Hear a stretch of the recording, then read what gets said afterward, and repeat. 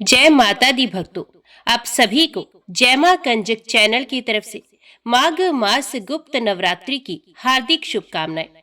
आज के वीडियो में आप सुनेंगे माघ मास गुप्त नवरात्रि की पहली महाविद्या मां काली की कथा। शास्त्रों के अनुसार 10 महाविद्याओं को सिद्ध करने के लिए ऋषि विश्वामित्र और ऋषि वशिष्ठ ने बहुत प्रयास किए, लेकिन उनके हाथ सिद्धि नहीं लगी। वृहद काल गणना और ध्यान की स्थिति में उन्हें ये ज्ञान हुआ कि केवल गुप्त नवरात्रों में शक्ति के इन स्वरूपों को सिद्ध किया जा सकता है। गुप्त नवरात्रों में 10 महाविद्याओं की साधना कर ऋषि विश्वामित्र अद्भुत शक्तियों के स्वामी बन गए।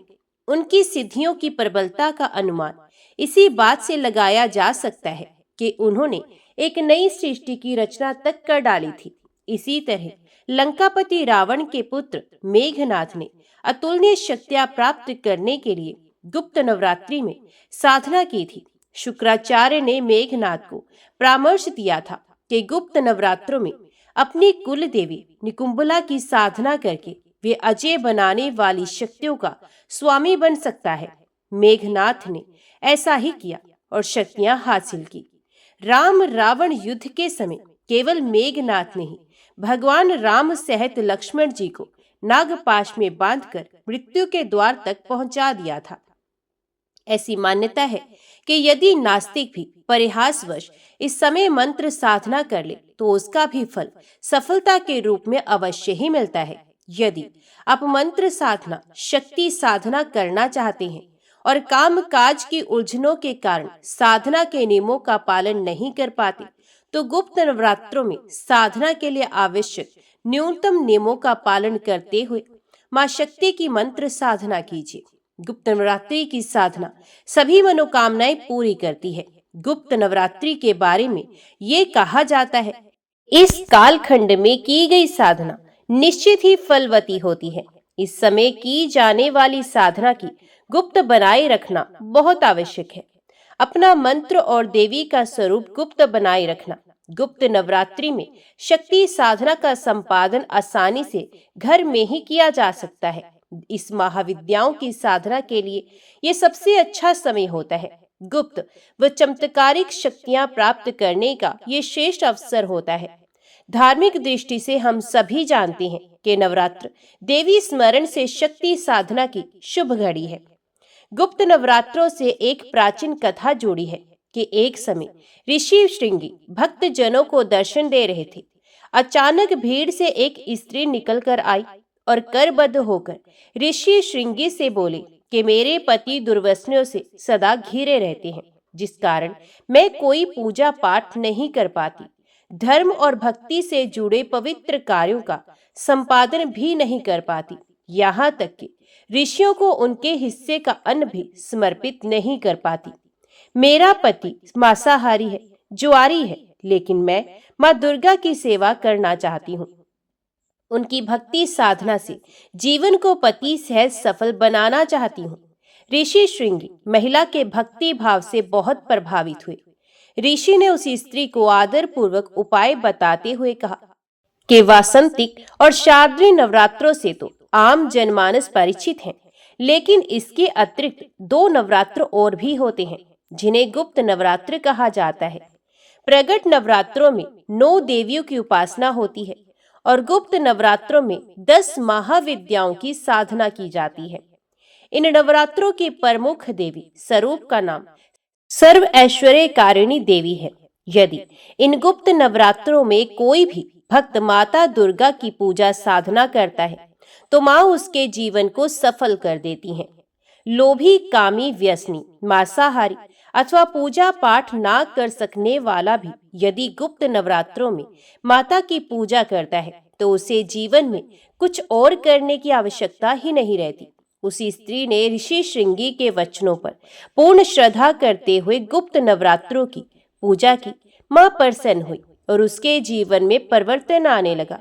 घर में सुख शांति आ गई, पति सन्मार्ग पर आ गया और जीवन माता की कृपा से खिल उठा। यदि आप भी एक या कई तरह के दुर्व्यसनों से ग्रस्त हैं और आपकी इच्छा है कि माता की कृपा से जीवन में सुख समृद्धि आए तो गुप्त नवरात्रों की साधना अवश्य करें। तंत्र और शाक्त मतावलंबी साधना के दृष्टि से गुप्त नवरात्रों के कालखंड को बहुत सिद्धिदायी मानते हैं। हिंगलाज देवी की सिद्धि के लिए भी इस समय को महत्वपूर्ण माना जाता है। उपवास के विधान शास्त्रों में मिलते हैं। इन अनुष्ठानों के प्रभाव से मानव को सहज ही सुख व ऐश्वर्य की प्राप्ति होती है। जय मां भगवती, जय मां दुर्गा। अभी सुनते हैं माघ मास गुप्त नवरात्रि में प्रथम दिन सुनी जाने वाली श्रीमद् देवी भागवत महापुराण की कथा। राजा जनमेजय बोले, हे व्यास जी, हे स्वामी, अब आप उन महामाया का चरित्र कहिए। उसे सुनने की मेरी बड़ी उत्कंठा है। जो मनुष्य इस बात को भली भांति जानता है कि ये स्थावर जन्मात्मक संसार उन्हीं से उत्पन्न हुआ है, वह उन महादेवी के प्रभाव को क्यों नहीं सुनना चाहेगा। व्यास जी बोले, हे राजन, सुनिए, मैं विस्तार के साथ वर्णन करूंगा। हे महामती, जो वक्ता श्रद्धालु एवं शांतचित्त श्रोता से भगवती की कथा नहीं कहता, वे तो मंद बुद्धि का होता है। हे राजन, प्राचीन काल की बात है, जिस समय भूतल पर महिषासुर नामक राजा राज्य करता था। उस समय देवताओं और दैत्यों की सेनाओं में भीषण युद्ध छिड़ गया।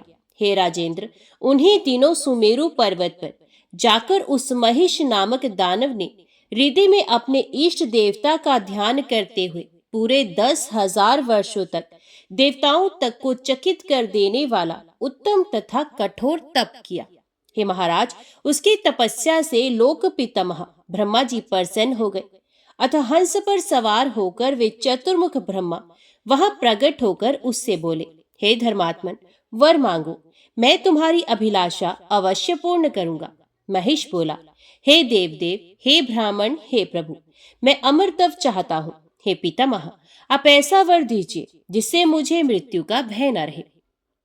ब्रह्मा जी बोले, इस जगत में उत्पन्न हुए का मरना और मरे हुए का जन्म लेना निश्चित है। समस्त जीवों का जन्म और मरण अनिवार्य रूप से होता रहता है। हे दैत्यवर, समय अनुसार संपूर्ण प्राणियों का नाश हो जाता है, यहाँ तक कि बड़े बड़े पर्वतों एवं समुद्रों का भी नाश हो जाता है। अतः हे राजन, मृत्यु संबंधी अपनी ये धारणा छोड़कर हे साधु, दूसरा जो भी वर तुम्हारे मन में हो वह मांग लो। महिष बोला, हे पितामह, देव, दानव और मानव, इनमें किसी भी पुरुष से मेरी मृत्यु न हो। इस प्रकार जब पुरुष से मेरी मृत्यु नहीं होगी, तब भला कौन सी स्त्री मुझे मार सकेगी। अतएव हे कमलियों ने मेरी मृत्यु किसी स्त्री के हाथ होने का वरदान दीजिए, क्योंकि कोई अबला भला मुझे मारने में कैसे समर्थ हो सकेगी। ब्रह्मा जी ने कहा, हे दानवेंद्र, जब भी तुम्हारी मृत्यु होगी किसी स्त्री के हाथ से ही होगी। हे महाभाग महिषासुर, पुरुष से तुम्हारी मृत्यु नहीं होगी। व्यास जी बोले, हे राजन, इस प्रकार उसे वरदान देकर ब्रह्मा जी अपने लोक को चले गए और वह दैत्य श्रेष्ठ महिषासुर भी प्रसन्न होकर अपने घर लौट आया। राजा बोले, वे महिषासुर किसका पुत्र था? वे महान बलशाली कैसे हो गया था? और उस महान दैत्य को महिष का रूप कैसे मिला था? तो व्यास जी ने कहा, हे जनमेजय, हे महाराज, दनु के रंभ और करंभ नामक 2 पुत्र थे। वे दोनों दानव श्रेष्ठ भूमंडल पर बहुत प्रसिद्ध थे। हे महाराज, वे दोनों संतानहीन थे। अतः वे पुत्र प्राप्ति के लिए तपस्या करने लगे। उनमें करंभ ने पवित्र पंचनद के जल में डूबकर अनेक वर्षों तक कठोर तप किया और रंभ दूध वाले वट वृक्ष के नीचे जाकर पंचअग्नि का सेवन करने लगा। बहुत काल तक जब रंभ पंचअग्नि साधना करता रह गया, तब ये जानकर इंद्र बहुत चिंतित हुए और वे उन दोनों दानवों के पास पहुंच गए। पंचनद के जल में प्रविष्ट होकर इंद्र ने ग्राहक का रूप धारण कर लिया और उस करंभ को दोनों पैरों से पकड़ लिया। इस प्रकार वृत्तासुर का वध करने वाले इंद्र ने उस करंभ को मार डाला। तब अपने भाई का वध सुनकर रंभ अत्यधिक कुपित हुआ।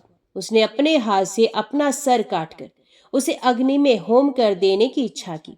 तदुपरांत वह तत्काल अत्यंत क्रोध के साथ बाएं हाथ से अपने केश पाश पकड़कर दाहिने हाथ में तीक्ष्ण तलवार लेकर जैसे ही अपना सर काटने को तैयार हुआ, तभी अग्निदेव प्रकट होकर उसे समझाने लगे।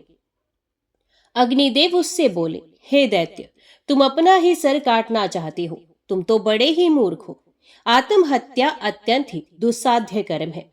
इसे करने के लिए तुम कैसे तैयार हो गए हो? तुम्हारा कल्याण हो। तुम्हारे मन में जो भी हो, ये वरदान मांग लो, मरो मत। मरने से तुम्हारा कौन सा कार्य सिद्ध हो जाएगा? व्यास जी बोले। अग्निदेव का सुंदर वचन सुनकर रंभ ने अपना केश पाश छोड़कर कहा, हे देवेश, यदि आप मुझ पर प्रसन्न हैं तो मुझे यही वांछित वरदान दीजिए कि मुझे तीनों लोकों पर विजय प्राप्त करने वाला तथा शत्रु सेना का विनाश करने वाला पुत्र प्राप्त हो। वह देवता, दानव तथा मनुष्य, इन सभी से सर्वथा अजय हो। वे महाप्रकर्मी, अपनी इच्छा अनुसार कोई भी रूप धारण करने में समर्थ तथा सभी लोगों के लिए वंदनीय हो।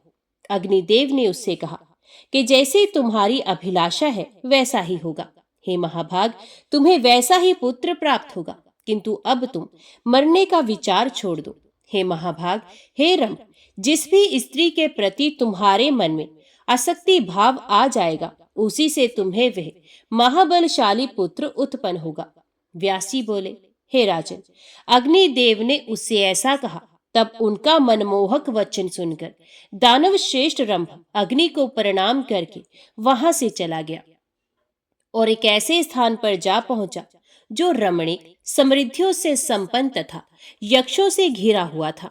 वहां एक रूपवती तथा मदमत महिषी को देखकर वे दानव श्रेष्ठ किसी अन्य स्त्री को छोड़कर उसी पर आसक्त हो गया।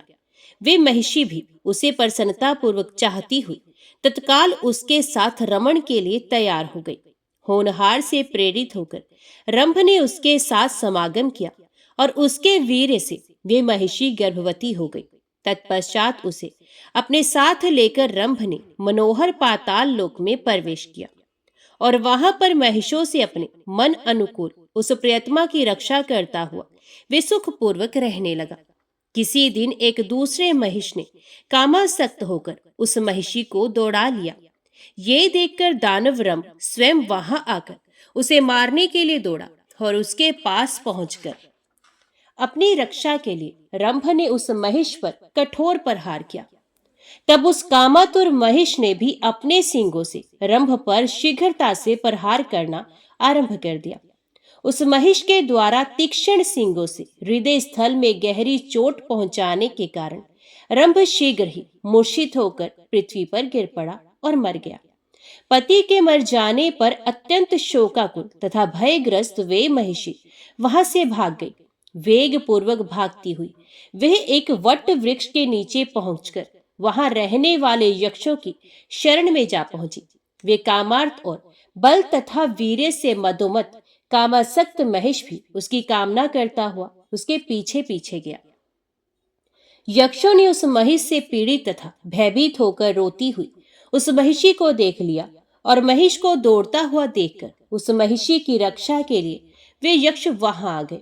अब उस महिष के साथ यक्षों का विकराल युद्ध होने लगा और अंत में बाण से आहत होकर वे महिष शीघ्र ही भूमि पर गिर पड़ा। तदंतर उन यक्षों ने परम प्रिय मृत रंभ को लाकर उसकी देह शुद्धि के लिए उसे चीता पर रख दिया। तब उस महिषी ने अपने पति को चीता पर रखा हुआ देखकर उसके साथ स्वयं भी अग्नि में प्रवेश करने का निश्चय किया। यक्षों के मना करने पर भी अपने प्रिय पति के साथ वे महिषी विकराल लपटों वाली अग्नि में प्रविष्ट हो गई। उसी समय एक महाबली महिष चीता के मध्य से प्रकट हो गया तथा अन्य शरीर धारण करके वे पुत्र प्रेमी रंभ भी चीता के मध्य भाग से निकल पड़ा। इस प्रकार रक्त बीज तथा महान बलशाली महिषासुर उत्पन्न हुए। तदंतर श्रेष्ठ दानवों ने उस महिषासुर का राज्य अभिषेक कर दिया। हिरण्यप श्रेष्ठ इस प्रकार महिषासुर तथा पराक्रमी रक्त बीज उत्पन्न हुए। वे महिषासुर देवताओं, दानवों तथा मनुष्यों से अवध्य था। हे राजन, इस प्रकार मैंने आपको उस महान महिषासुर के जन्म तथा उससे संबंधित वरदान प्राप्ति का प्रसंग विस्तार पूर्वक बता दिया। इस प्रकार वरदान पाने के कारण अभिमान युक्त उस महाबली दानव महिषासुर ने राज्य प्राप्त करके संपूर्ण जगत को अपने अधीन कर लिया। उसने समुद्र पर्यंत सारी पृथ्वी को अपने बाहुबल से जीतकर शत्रु समुदाय से रहित कर दिया तथा वह निर्भय होकर एक क्षत्र राज्य करने लगा। उसका सेना अध्यक्ष चिक्षुर महाप्रकर्मी एवं मदमत था। ताम्र उसका कोषाध्यक्ष था, जिसके पास 10,000 सैनिक थे। उस समय असीलोमा, उद्रक, बिडालाख्य, वाशकल, त्रिनेत्र तथा बलोमत कालबंधक इन दानवों ने अपनी अपनी विशाल सेनाओं के साथ साग्रांत समृद्धशालिनी पृथ्वी को घेरकर राज्य स्थापित किया। जो पुराने नरेश थे वे भी अब महिषासुर को कर देने लगे। उनमें भी जो स्वाभिमानी थे और शास्त्र धर्म अनुसार जिन्होंने उसका सामना किया वे मार डाले गए। हे महाराज, संपूर्ण भूमंडल पर ब्राह्मण लोग महिषासुर के अधीन हो गए और उसे यज्ञ भाग देने लगे। इस प्रकार एक क्षत्र राज्य स्थापित करके वरदान से ग्रवित वे महिषासुर स्वर्ग पर भी विजय प्राप्त करने की अभिलाषा करने लगा। महिषासुर ने इंद्र के पास अपना एक दूत भेजा। उस दैत्यराज ने दूत को बुलाकर उससे कहा, हे वीर जाओ, हे महाबाहु तुम मेरा दूत कार्य करो। हे अनक, तुम निडर होकर स्वर्ग में देवताओं के पास जाकर वहां इंद्र से कहो, हे सहस्राक्ष तुम स्वर्ग छोड़ दो और अपनी इच्छा के अनुसार जहां चाहो शीघ्र चले जाओ। अथवा हे देवेश, महान महिषासुर की सेवा स्वीकार करो। यदि तुम राजा महिषासुर की शरणागति स्वीकार कर लो तो वो तुम्हारी रक्षा करेंगे। अतएव हे इंद्र, तुम महिषासुर की शरण में चले जाओ। अन्यथा हे बलसूदन, युद्ध के लिए शीघ्र ही अपना वज्र उठा लो। हमारे पूर्वजों ने तुम्हें पराजित किया है, अतएव हम तुम्हारा पुरुषार्थ जानते हैं। अहिल्या के साथ अनाचार करने वाले तथा देव समुदाय के अधिपति हे इंद्र, मैं तुम्हारे बल से भलीभांति परिचित हूँ। तुम मेरे साथ युद्ध करो अथवा जहां तुम्हारा मन करे वहां चले जाओ। व्यास जी बोले, हे नृपश्रेष्ठ, दूत का वचन सुनकर इंद्र कुपित हो गए। फिर भी उन्होंने मुस्कुराकर दूत से कहा, हे मंदबुद्धि, मैं ये नहीं जान पा रहा कि तुम अभिमान के मद में इतना चूर क्यों हो गए हो। मैं तुम्हारे स्वामी महिषासुर की अभिमान रूपी इस रोग की चिकित्सा अवश्य करूंगा। इसके बाद मैं इस रोग को जड़ से नष्ट कर दूंगा। हे दूत, अब तुम जाओ और उस महिषासुर से मेरी कही गई बात बता दो। शिष्ट जनों को चाहिए कि दूतों का वध ना करे, अतः मैं तुम्हें छोड़ दे रहा हूं। वहां जाकर मेरी तरफ से उससे कह देना, हे महिषी पुत्र, यदि तुम्हारी युद्ध करने की इच्छा हो तो शीघ्र आ जाओ। हे महिषासुर, तुम तो घास खाने वाले जड़ प्रकृति के जीव हो, अतः मुझे तुम्हारा बल ज्ञात है। मैं तुम्हारे सींगों से एक सुदृढ़ धनुष बनाऊंगा। तुम्हारे अभिमान का कारण मुझे विदित है। तुम्हें अपने सींगों के बल पर बड़ा गर्व है, अतएव तुम्हारे सींगों को काटकर मैं उस अभिमान बल को समाप्त कर दूंगा। हे महिषादम, जिन सींगों के बल पर तुम गर्व में चूर हो गए हो तथा अपने को सर्वसमर्थ समझते हो, केवल उन्हीं से आघात करने में तुम कुशल हो। युद्ध करने में तुम दक्ष नहीं हो सकते। देवराज इंद्र के ऐसा कहने पर वह दूत तत्काल वहां से चल दिया। वे उन्मत्त महिषासुर के पास पहुंचा और उसे प्रणाम करके कहने लगा, हे राजन, वह देवराज इंद्र आपको कुछ भी नहीं समझ रहा। देवसेना से संपन्न होने के कारण वे अपने को पूर्ण बलवान मानता है। उस मूर्ख ने जो कुछ कहा है उसके अतिरिक्त दूसरी बात मैं कैसे कहूं। सेवक को अपने स्वामी के समक्ष सत्य तथा प्रिय वाणी ही बोलनी चाहिए।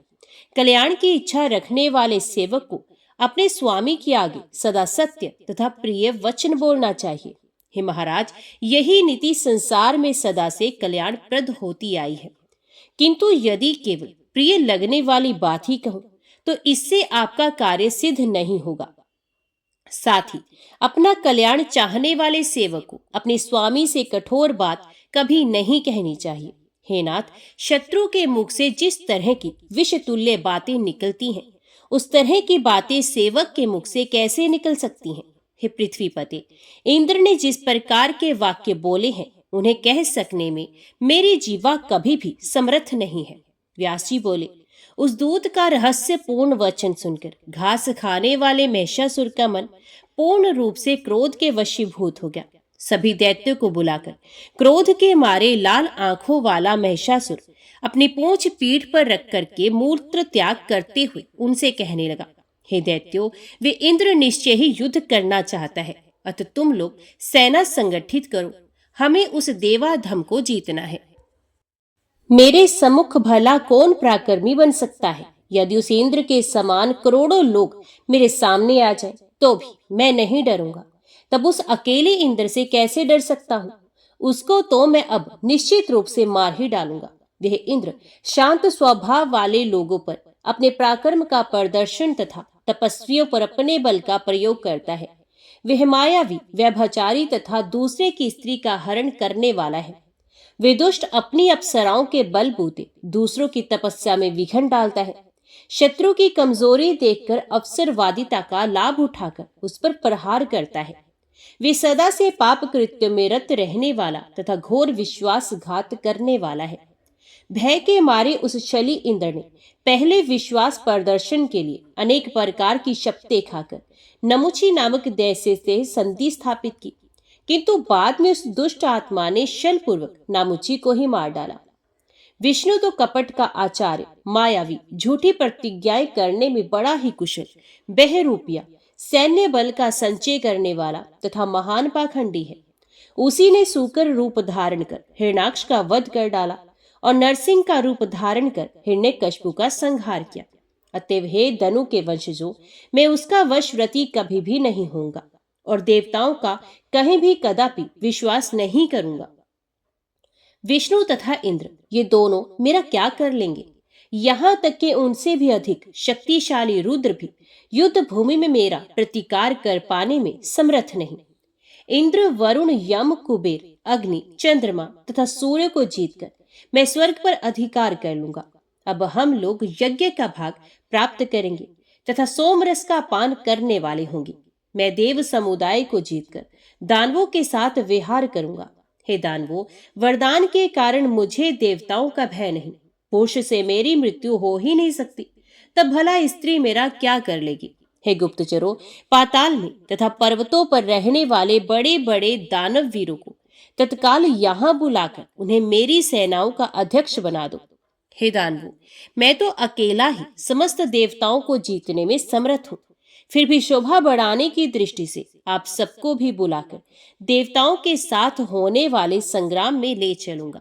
मैं अपने सींगों तथा खुरों से देवताओं को निश्चित रूप से मार डालूंगा। वरदान के प्रभाव से मुझे देवताओं से भय नहीं।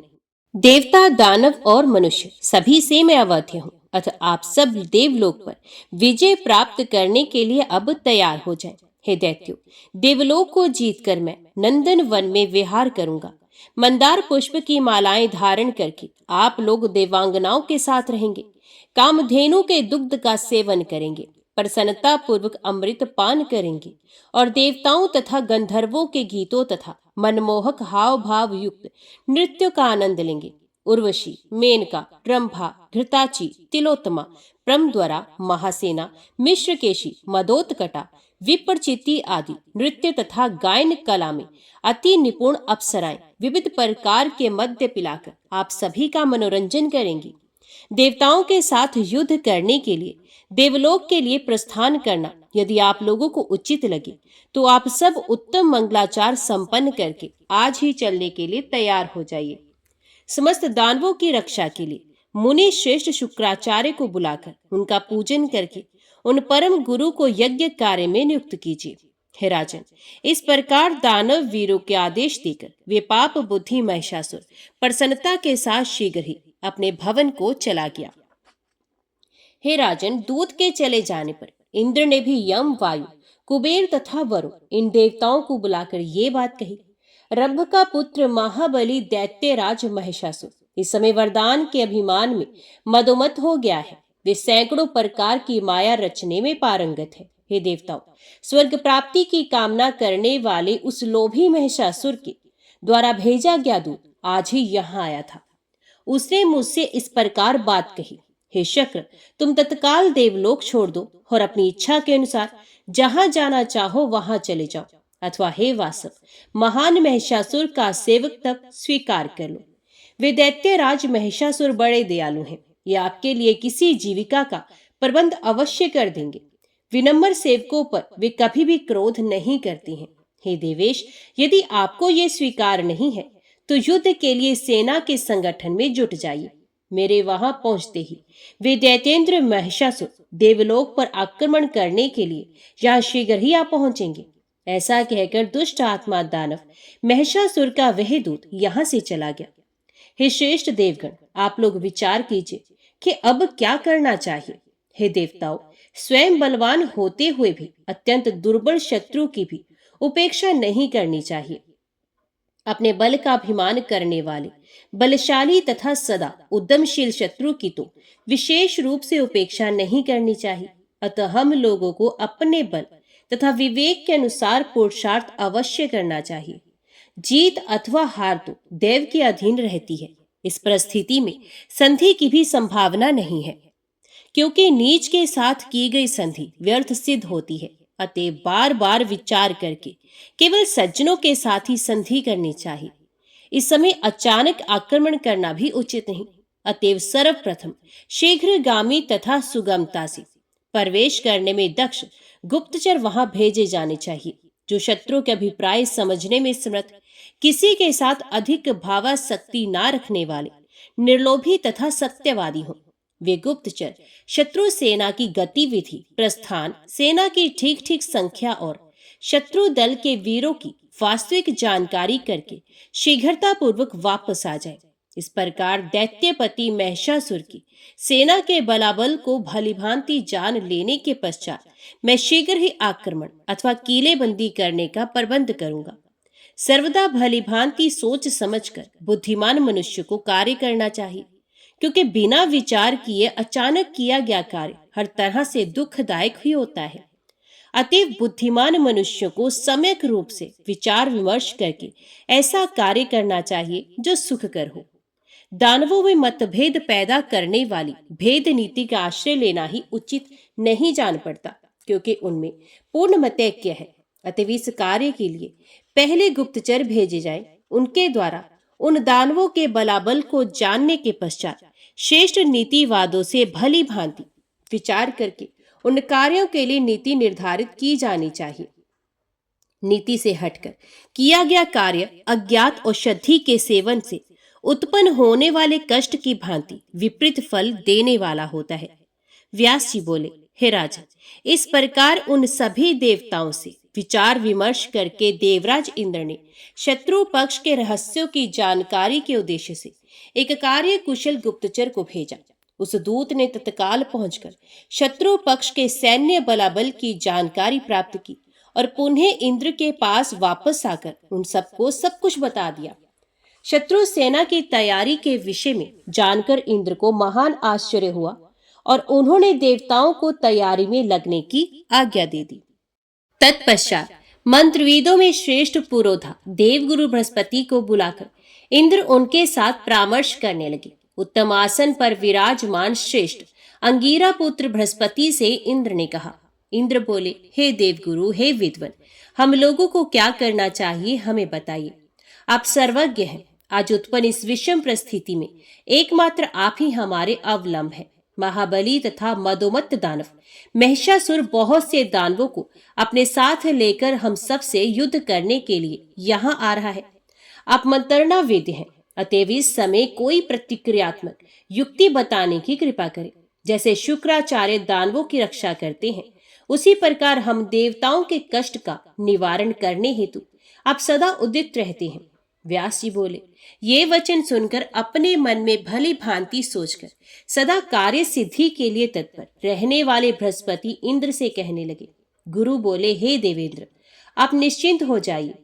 हे महानुभाव, धैर्य धारण कीजिए। विषम परिस्थिति आ जाने पर सहसा धैर्य नहीं खोना चाहिए। हे सुराध्यक्ष, हार तथा जीत सदा देवाधीन होती है। अतः बुद्धिमान प्राणी को चाहिए कि वे सदैव धैर्य धारण करके स्थित रहे।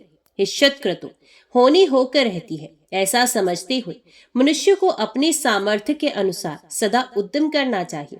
सब कुछ देव के अधीन है, ये जानते हुए भी योग ध्यान परायण मुनिगण भी मुक्ति प्राप्ति हेतु निरंतर उद्यमशील रहते हैं। अतएव मनुष्य को अपने सामर्थ्य के अनुसार सदैव उद्योग करते रहना चाहिए। सुख मिले अथवा ना मिले, इस देवाधीन विषय में चिंता की क्या आवश्यकता। बिना पुरुषार्थ किए ही संयोग से सिद्धि मिल जाए ऐसा मानकर अंधे तथा लंगड़े की भांति अकर्मण्य होकर प्रसन्नता पूर्वक पड़े रहना उचित नहीं। पुरुषार्थ करने पर भी यदि सिद्धि नहीं मिलती तो इसमें उस व्यक्ति का कोई अपराध नहीं, क्योंकि प्रत्येक शरीरधारी सदा देव के अधीन रहता है। कार्य की सिद्धि ना सेना से, ना मंत्र से, ना मंत्रणा से, ना रथ से और ना तो आयुध से ही मिलती है। हे सुरेंद्र, सफलता तो निश्चित रूप से देव के अधीन रहती है। ऐसा भी देखा जाता है कि बलशाली कष्ट पाता है तथा बलहीन सुख उपभोग करता है। बुद्धिमान भूखा ही सोता है तथा बुद्धिहीन अनेक उत्तम भोज्य पदार्थों का सेवन करता है। कायर व्यक्ति की जीत हो जाती है तथा वीर पराजित हो जाता है। हे सुराधिप, ये समस्त जगत ही देव के अधीन है, तो फिर चिंता की आवश्यकता ही क्या। ऐसा दृढ़ विश्वास करके भाग्य को उद्योग के साथ संयोजित कर देना चाहिए। उद्योग करने के बाद सुख प्राप्त हो अथवा दुख, इन दोनों के विषय में किसी प्रकार की चिंता नहीं करनी चाहिए। दुख आने पर अपने से अधिक दुखी जनों को तथा सुख आने पर अधिक सुखी व्यक्ति को देखना चाहिए। अपने आप को शत्रु तुल्य हर्ष तथा शोक को अर्पित नहीं करना चाहिए। बुद्धिमान पुरुषों को हर्ष या शोक के उपस्थित होने पर धैर्य का अवलंबन करना चाहिए। अधीर हो जाने से जैसा दुख प्राप्त होता है, वैसा दुख धैर्य धारण करने से कभी नहीं होता, किंतु सुख तथा दुख के अवसर पर सहनशील बने रहना अति दुर्लभ है। जब हर्ष अथवा शोक उत्पन्न हो तब अपनी बुद्धि से निश्चय करके उनसे अप्रभावित बने रहना चाहिए। वैसी परिस्थिति में सोचना चाहिए कि दुख क्या है और ये दुख किसे होता है। मैं तो सदा गुणों से रहित और अविनाशी हूँ। मैं तो 24 तत्वों से भिन्न आत्म तत्व हूँ। तब सुख अथवा दुख से मेरा क्या प्रयोजन।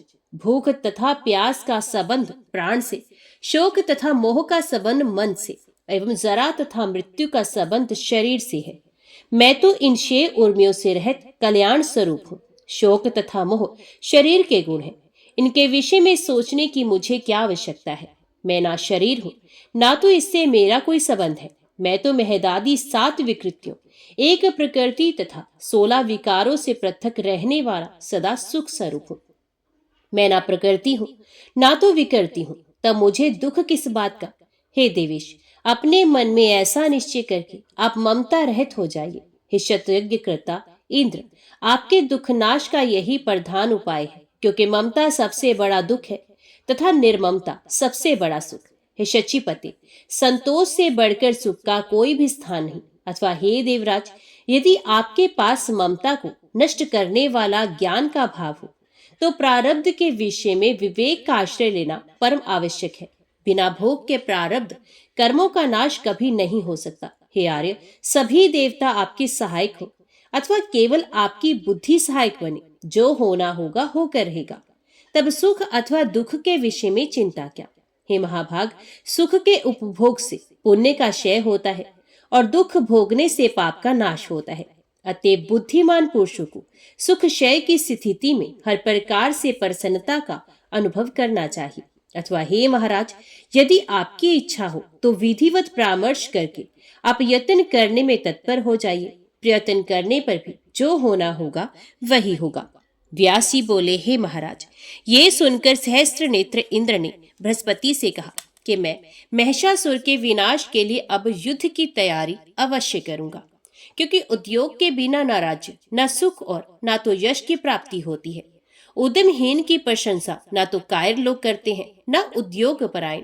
सन्यासियों का आभूषण ज्ञान है तथा ब्राह्मणों का आभूषण संतोष, किंतु अपनी उन्नति की आकांक्षा रखने वाले लोगों के लिए उद्योग परायण रहते शत्रु संहार का कार्य ही आभूषण है।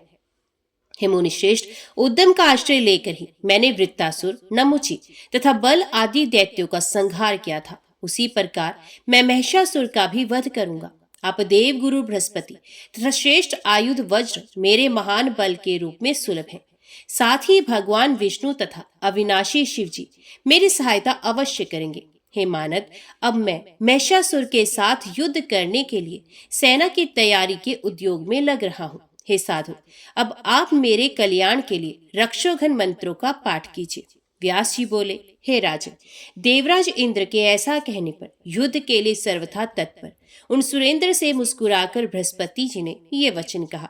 बृहस्पति जी बोले, इस समय मैं आपको युद्ध के लिए ना तो प्रेरित करूंगा और ना तो इससे आपको रोकूंगा ही, क्योंकि युद्ध करने वाले की हार तथा जीत दोनों ही अनिश्चित रहती हैं। हे शचीपति, इस होनहार के विषय में आपका कोई दोष नहीं। जो भी सुख दुख पूर्ववत निर्धारित है वे तो अवश्य ही प्राप्त होगा। भविष्य में आपको प्राप्त होने वाले सुख या दुख के विषय में मुझे कोई भी ज्ञान नहीं, क्योंकि हे वासव, आप ये बात भली भांति जानते हैं कि पूर्व समय में अपनी भार्या के हरण के अवसर पर मुझे बहुत ही कष्ट उठाना पड़ा था। हे शत्रुनिषूदन, चंद्रमा ने मेरी पत्नी का हरण कर लिया था, जिसके फलस्वरूप अपने आश्रम में रहते हुए मुझे सभी सुखों का विनाश करने वाला महान कष्ट झेलना पड़ा। हे सुराधिप, मैं सभी लोकों में परम बुद्धिमान के रूप में विश्रुत हूँ, किंतु जब मेरी भार्या का बलपूर्वक हरण कर लिया गया था तो उस समय मेरी बुद्धि कहाँ चली गई थी। अतएव हे सुराधिप, बुद्धिमान लोगों को सदा यत्न परायण होना चाहिए। कार्य की सिद्धि तो निश्चित रूप से सदा देव के ही अधीन रहती है। व्यास जी बोले, गुरु बृहस्पति का ये सत्य तथा अर्थ युक्त वचन सुनकर इंद्र ब्रह्मा जी की शरण में जाकर उन्हें प्रणाम करके बोले, हे पितामह, हे देवाध्यक्ष, इस समय महिषासुर नामक दैत्य मेरे स्वर्गलोक पर अपना अधिकार स्थापित करने की कामना से सैन्य बल की तैयारी कर रहा है। अन्य दानव भी उसकी सेना में सम्मिलित हो रहे हैं। वे सब के सब सदा युद्ध के लिए आतुर रहने वाले महान पराक्रमी तथा युद्ध कला में अत्यंत प्रवीण हैं। उस दानव से भयभीत होकर मैं आपकी शरण में यहाँ आया हूँ। हे महाप्राज्ञ, आप तो सर्ववेता है तथा मेरी सहायता करने में पूर्ण समर्थ है। ब्रह्मा जी बोले, हम लोग इसी समय शीघ्रतापूर्वक कैलाश चलें और वहां से शंकर जी को आगे करके बलवानों में श्रेष्ठ विष्णु भगवान के पास चलें। तत्पश्चात सभी देवगणों के साथ परस्पर मिलकर देश काल के संबंध में भलीभांति विचार करके एक समुचित निर्णय लेकर युद्ध करना चाहिए। अपनी शक्ति तथा निर्बलता का सम्यक ज्ञान किए बिना विवेक का त्याग करके दुस्साहपूर्ण कार्य करने वाला व्यक्ति पतन को प्राप्त होता है। व्यास जी बोले, ये सुनकर इंद्र ब्रह्मा जी को आगे करके समस्त लोकपालों के साथ कैलाश की ओर चल पड़े। कैलाश पहुंचकर इंद्र ने वेद मंत्रों के द्वारा शिव जी की स्तुति की। तत्पश्चात स्तुति गान से अत्यंत प्रसन्नता को प्राप्त भगवान शंकर को आगे करके वे विष्णु लोक गए। उन देवादिदेव भगवान विष्णु की स्तुति करके उन्होंने वहां अपने आने का उद्देश्य बताया तथा वरदान पाने के कारण गर्वोन्मत्त महिषासुर से उत्पन्न उग्र भय के बारे में उनसे कहा। उनके भय को सुनकर भगवान विष्णु ने देवताओं से कहा कि हम देवगण युद्ध करेंगे और उस दुर्जय का वध कर डालेंगे। व्यास जी बोले, ऐसा निश्चय करके ब्रह्मा, विष्णु, महेश तथा इंद्र आदि देवता अपने अपने वाहनों पर चढ़कर चल पड़े। ब्रह्मा जी हंस पर चढ़े, विष्णु भगवान ने गरुड़ को अपना वाहन बनाया, शंकर जी वृषभ पर सवार हुए, इंद्र ऐरावत हाथी पर बैठे, स्वामी कार्तिकेय मोर पर चढ़े और यमराज महिष पर आरूढ़ हुए। इस प्रकार अपनी सैन्य तैयारी करके देवता लोग ज्यों ही आगे बढ़े, तभी उन्हें महिषासुर के द्वारा पालित मदोमत दानवी सेना सामने मिल गई। इसके बाद वहीं पर देवताओं तथा दानवों की सेना में भयंकर युद्ध आरंभ हो गया। वे एक दूसरे पर बाण, तलवार, भाला, मुसल, परशु, गदा, पट्टिश, शूल, चक्र, शक्ति, तोमर, मुदगर, भिंदीपाल, हल तथा अन्य अति भयंकर शस्त्रों से प्रहार करने लगे। महिषासुर के सेनापति महाबली चिक्षुर ने हाथी पर चढ़कर इंद्र पर 5 बाणों से प्रहार किया। युद्ध कुशल इंद्र ने भी तत्काल अपने बाणों से उसके बाणों को काटकर अपने अर्धचंद्र नामक बाण से उसके हृदय स्थल पर आघात किया। उस बाण से आहत होकर सेना नायक चिक्षुर हाथी पर बैठे बैठे ही मूर्छित हो गया। इसके बाद इंद्र ने हाथी की सूंड पर वज्र से प्रहार किया। उस वज्र के आघात से हाथी की सूंड कट गई और वे सेना के बीच भाग खड़ा हुआ। उसे देखकर दानवराज महिषासुर कुपित हो गया और उसने बिडाल नामक दानव से कहा, हे महाबाहु, हे वीर, तुम जाओ और बल के अभिमान में चूर इंद्र को मार डालो। साथ ही वरुण आदि अन्य देवताओं का भी वध करके शीघ्र ही मेरे पास लौटाओ। व्यास जी बोले, उसकी बात सुनकर वे महाबली विडाल एक मतवाले हाथी पर सवार होकर युद्ध के लिए इंद्र की ओर चल पड़ा। उसे अपनी ओर आते देखकर इंद्र ने कुपित होकर विषधर सर्पतुल्य तीक्ष्ण बाणों से बिडाल पर प्रहार किया। उस बिडाल ने शीघ्र ही अपने धनुष से छूटे हुए बाणों से इंद्र के बाण काटकर पुनः तत्काल अपने 50 बाणों से इंद्र पर आघात किया। तब इंद्र ने भी क्रुद्ध होकर उसके उन बाणों को काटकर अपने सर्पतुल्य तीक्ष्ण बाणों से उस पर प्रहार किया। अपने धनुष से छूटे हुए बाणों से उसके बाणों को काटकर इंद्र ने अपनी गदा से उसके हाथी की सूंड पर प्रहार किया। अपनी सूंड पर गदा के आघात से वे हाथी बार बार आर्तनाद करने लगा और पीछे पीछे घूमकर भागता हुआ वे दैत्य सेना को ही कुचलने लगा, जिससे दानवों की सेना व्याकुल हो गई। तत्पश्चात हाथी को युद्ध भूमि से भागा देखकर वह दानव बिडाल लौट कर चला गया और पुनः एक सुंदर रथ पर सवार होकर देवताओं के समक्ष रण में उपस्थित हो गया। इंद्र ने बिडाल को रथ पर सवार होकर पुनः सम्रांगण में आया हुआ देखकर अपने सर्पतुल्य तीक्ष्ण बाणों से उस पर आघात करना आरंभ कर दिया।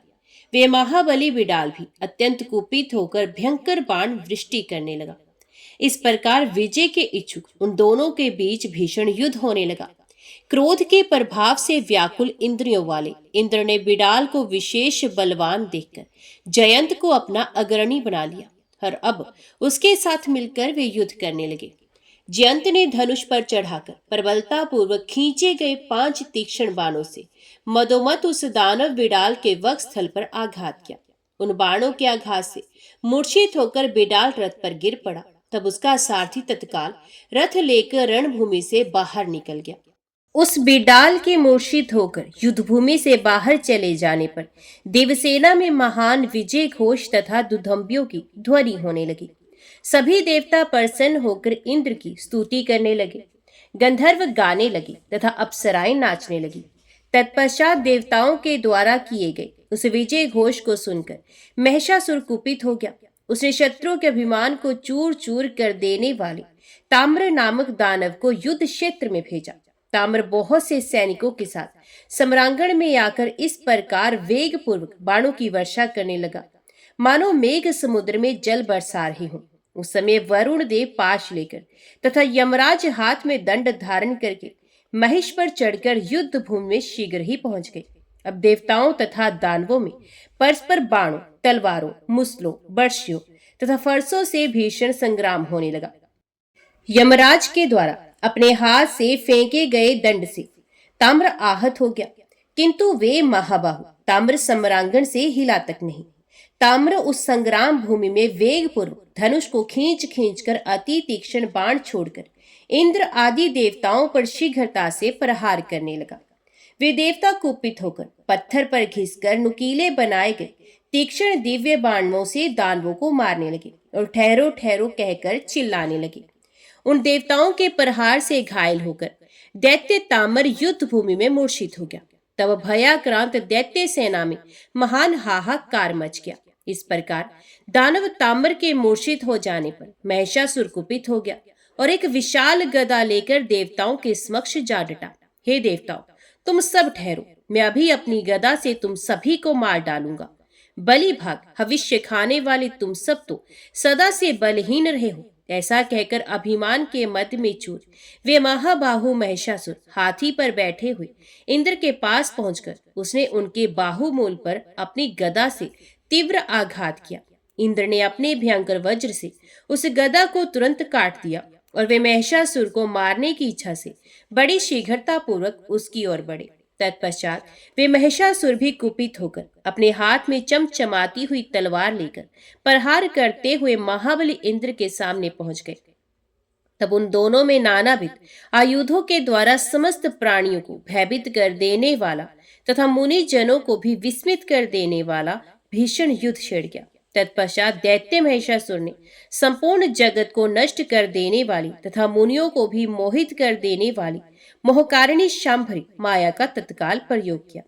उस माया के प्रभाव से महिषासुर के ही रूप वाले तथा उसी के समान प्राक्रमी करोड़ों महिषासुर अनेक प्रकार के आयुध लेकर देव सेना का संहार करते हुए दिखाई पड़े।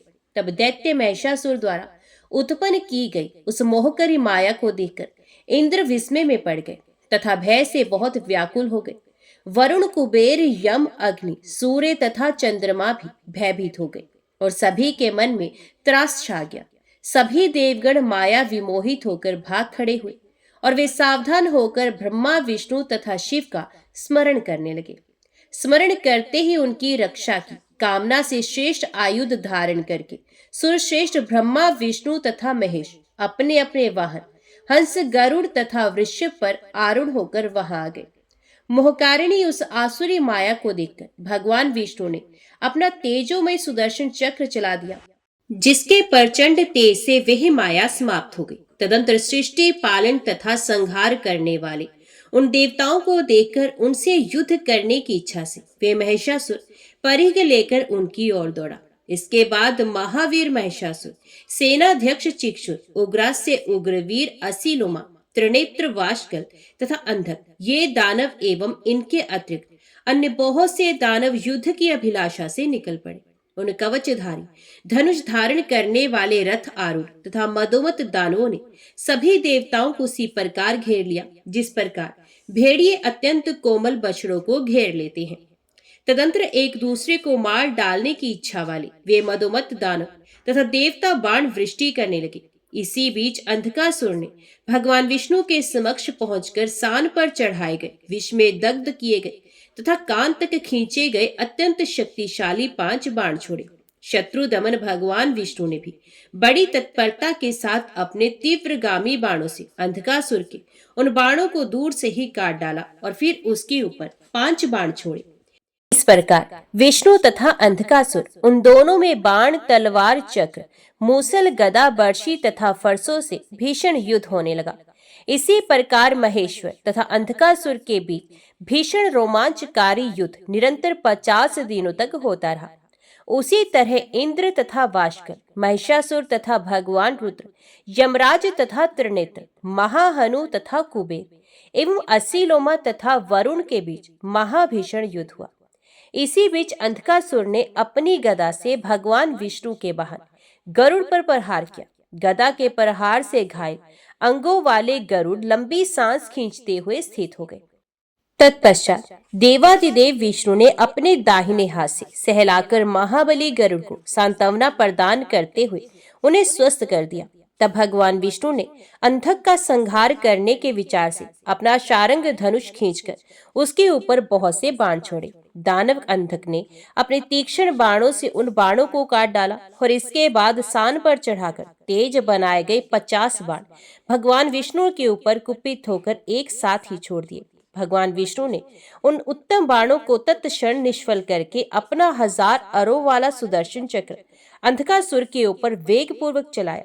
तब अंधकासुर ने भगवान विष्णु द्वारा छोड़े गए सुदर्शन चक्र को अपने चक्र से काफी दूर से ही विफल कर दिया। हे महाराज जन्मेजय, इसके बाद देवताओं को सम्मोहित करते हुए उसने भीषण गर्जना की। तत्पश्चात शारंग धनुष धारण करने वाले भगवान विष्णु के सुदर्शन चक्र को विफल हुआ देखकर सभी देवता शोकाकुल हो उठे तथा दानव गण हर्षित हो गए। तब भगवान विष्णु भी देवताओं को चिंता मगन देखकर अपनी कोमोद की गदा लेकर दानव अंधक पर झपट पड़े। श्री हरि ने बड़े वेग से उस मायावी के मस्तक पर गदा से प्रहार किया। दैत्य गदा के प्रहार से पूर्ण रूप से मूर्छित होकर पृथ्वी पर गिर पड़ा।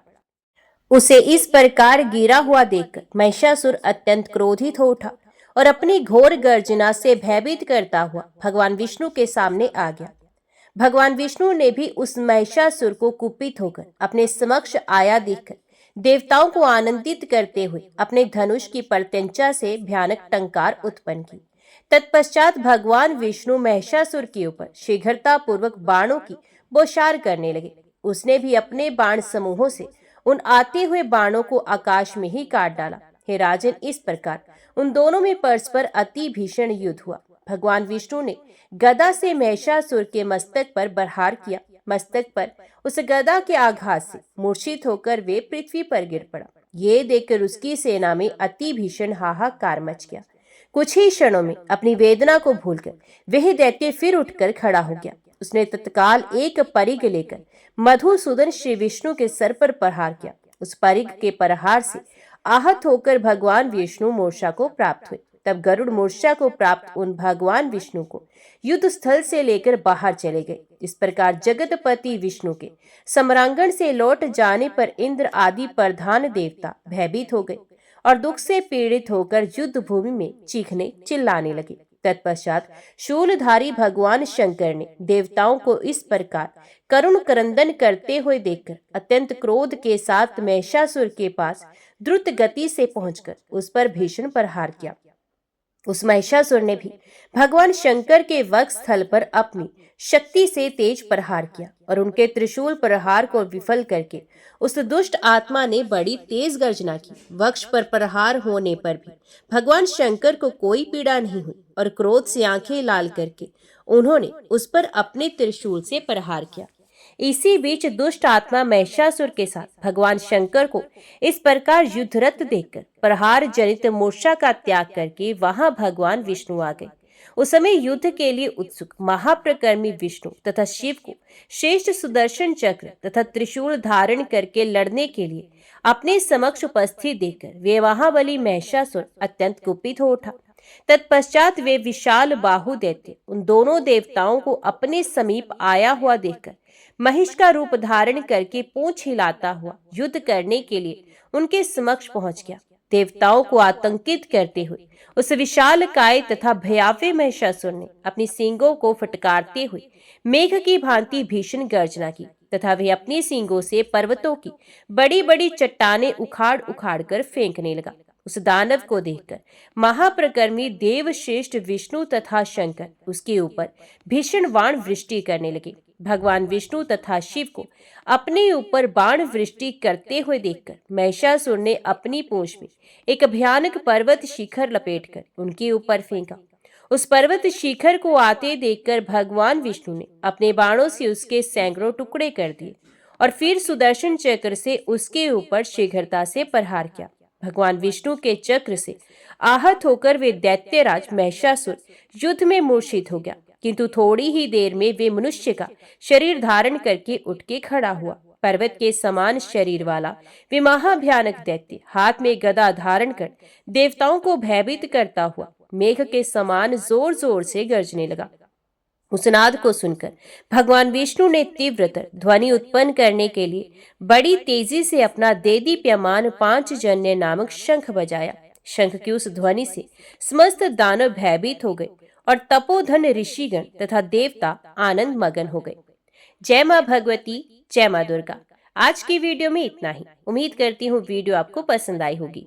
वीडियो पसंद आई हो तो वीडियो को लाइक और चैनल को सब्सक्राइब जरूर कीजिएगा। जय माता दी लिखकर कमेंट बॉक्स में अपनी हाजिरी और अपने सुझाव देना ना भूलेगा। तो मिलते हैं अगली कथा अगली वीडियो के साथ। तब तक के लिए देखते व सुनते रहिए। जय मां कंजक, जय माता दी।